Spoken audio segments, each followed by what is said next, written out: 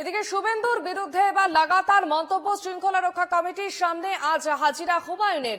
জাতিসত্তার কথা তুলে নিজের অবস্থানে অনড় ভরতপুরের বিধায়ক। শৃঙ্খলা রক্ষা কমিটির মুখোমুখি আজ হুমায়ুন। কিছুক্ষণ আগেই তিনি সেখানে উপস্থিত হন এবং আজ হাজিরা দেওয়ার কথা ছিল তার। জাতিসত্তার কথা তুলে এবার নিজের অবস্থানেই অনড় ভরতপুরের বিধায়ক হুমায়ুন কবির।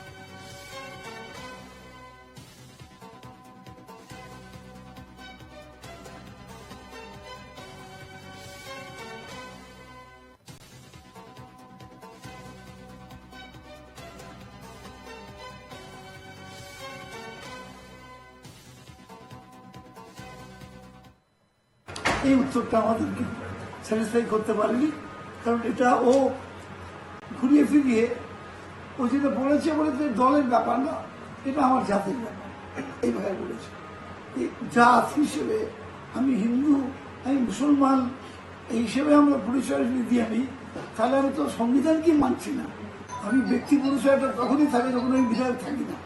যখন বিধায়ক তখন আমার ব্যক্তি পরিচয়ের থেকেও বড় পরিচয় আমি একজন বিধায়ক মানুষের দ্বারা নির্বাচিত। ওকে ঠিক করেছে আগামীকাল ওকে ডেকে পড়াবো এখানে, এবং ওকে কালকে কিছু স্ট্রিকচার দেওয়া হবে।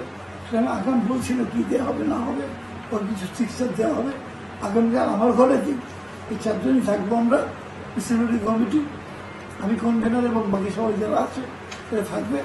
ডেকে পাঠিয়ে আমরা ওকে চাপানোর বহু দলের কিছু নির্দেশ আছে।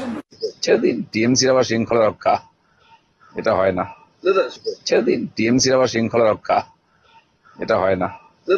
সেদিন টিএমসির আবার শৃঙ্খলা রক্ষা, এটা হয় না।